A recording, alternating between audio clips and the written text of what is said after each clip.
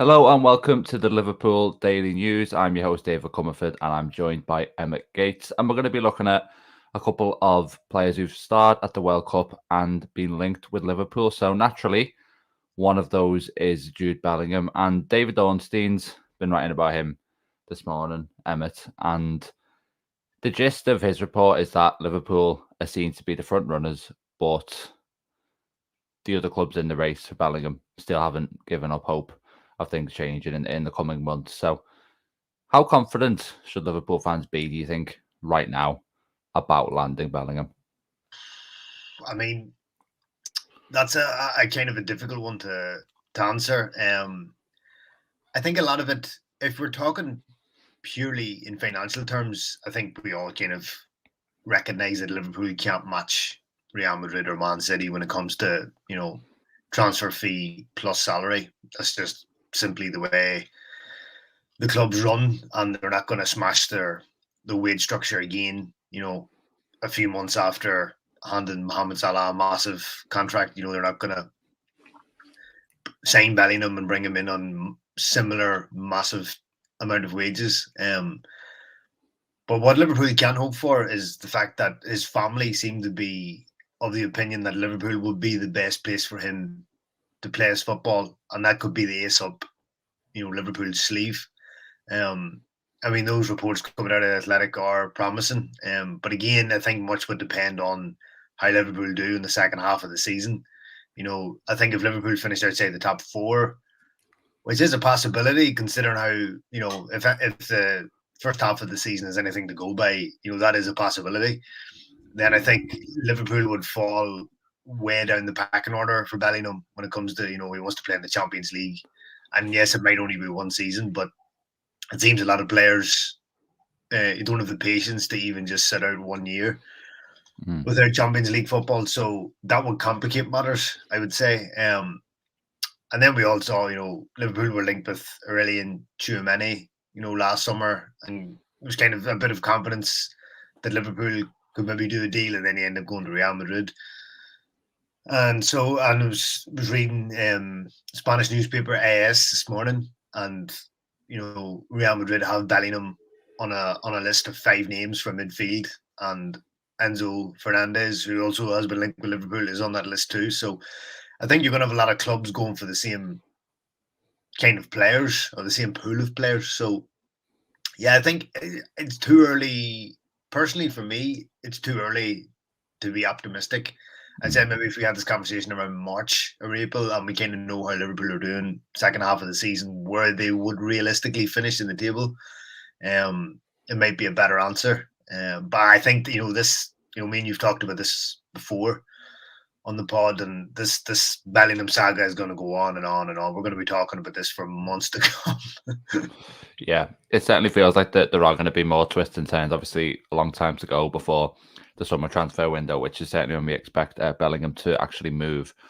But in terms of the points about the Champions League, I think the difficulty with that is, even if Bellingham does still want to join a Liverpool side that's playing in the Europa League, can Liverpool afford them without that Champions League money? That could potentially be the biggest obstacle. And I guess on the Real Madrid point, you just hope that he's, as an English player, maybe the allure of Real Madrid isn't quite to the same extent, because that's not really been they haven't signed a huge amount of sort of English stars over the years. So you'd hope that he's kind of more looking at the Premier League from that point of view. But one of the things I thought was really interesting in Ornstein's report, and I wanted to ask you about, was the idea that the instability at Liverpool could count against them when it comes to transfer, which would obviously be the biggest transfer in Liverpool's history, one of the biggest in football's history outright, really.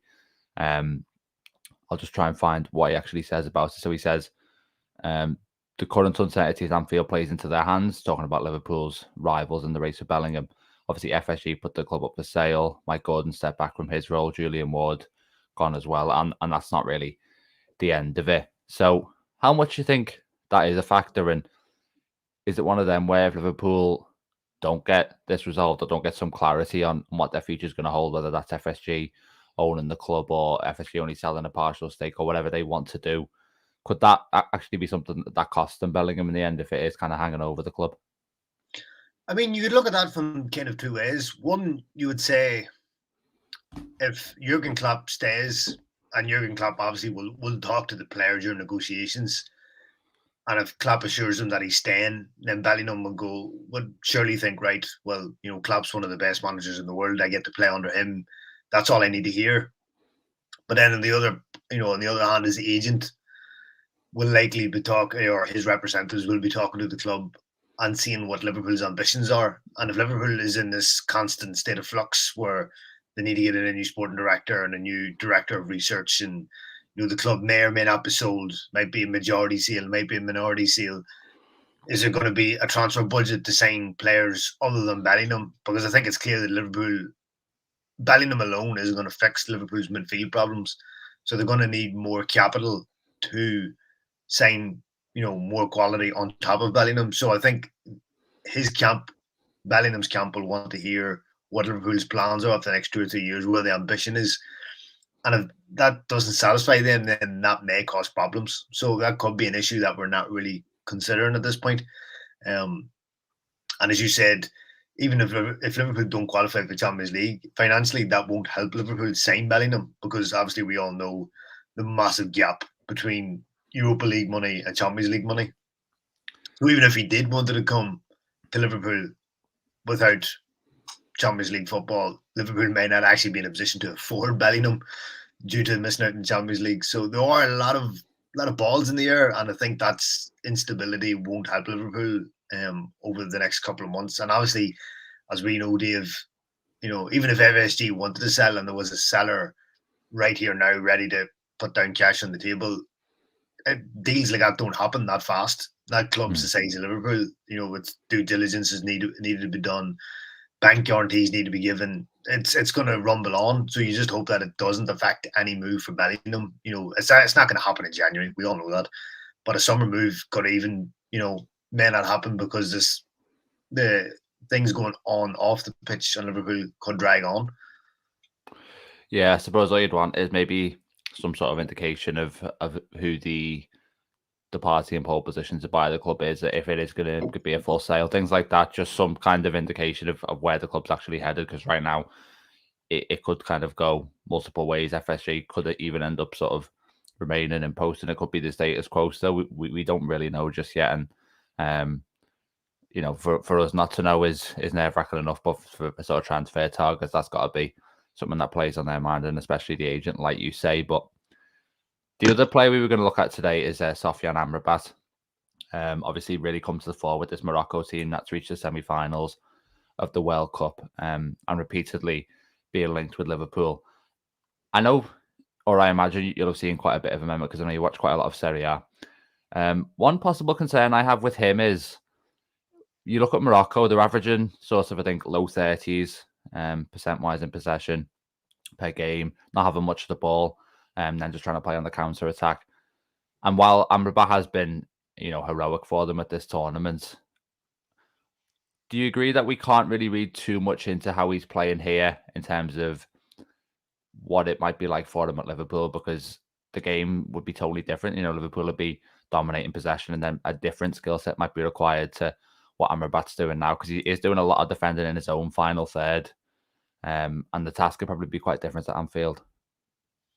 Yeah, I mean, I'm a big fan of Amrabat since he broke through at Hellas Verona like 3 or 4 seasons ago. And it was always head scratching to me that at Fiorentina, he was starting, and then Vincenzo Italiano took over at the beginning of last season, and he fell down the pecking order. The likes of Lucas Torreira, who was on loan from Arsenal, and Andrea Castovilli and Giacomo Bonaventura, they were ahead of him in a 4-3-3. Kind of Italiano sets up Fiorentina in the same way that Liverpool are set up, in a 4-3-3.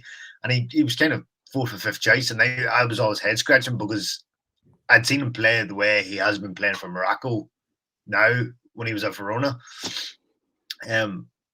And the similarity between Fiorentina's system and Liverpool's system, obviously, Fiorentina don't press as much as Liverpool do. And technically, Amrabat isn't fantastic. He's not Thiago. But in saying that, he's not bad either. He's kind of in the middle. And I think where he would come in, where his strength would come in, would be as like a vice Fabinho, if he just sat in midfield and just pressed when needed to, broke up play, and basically passed the ball on to either, maybe it's Harvey Elliott or Curtis Jones or Bellingham maybe, or, Thiago. But yeah, obviously, as you said, Liverpool play far differently to Morocco play, obviously because they're better quality players. But I haven't seen him for Fiorentina and the way they set up. He's not going to ping balls 50 yards in either direction, but he's not bad at it either. So I think he would be someone that would be a good signing for Liverpool in the respect that he would be good for squad depth, and it would give Fabinho a break if you just played him at the base of midfield. He could do the dirty work and then give the ball to Thiago, and let Thiago be Thiago essentially. So signing Amrabat actually would be a good signing. It obviously would clearly all depend on the price. I read reports over the weekend Fiorentina's maybe looking 45 million euros to 50 million euros now off the back of this World Cup, and he's only 26. So, Fiorentina's technically in a good position in terms of negotiations. I think that would probably be too much for Amrabat. If Liverpool could bring the price down, I think he would be a good signing. But obviously, if there's increased competition for him, due to his performances, then I think maybe Liverpool could look at other alternatives. But I think he will be a good signing for the squad depth. And that's, I suppose, the paradox is he sort of really impresses you at the World Cup, and that's how maybe he comes onto your radar. But then that's everyone else looking at him as well. And obviously the competition has the effect of driving the price tag up. Well, thanks very much for that, Emmet. We'll wrap it up there for this morning. Remember to check out all the written content on liverpool.com today. And yeah, we will be back tomorrow with another stream. But yeah, until then, enjoy the rest of your day.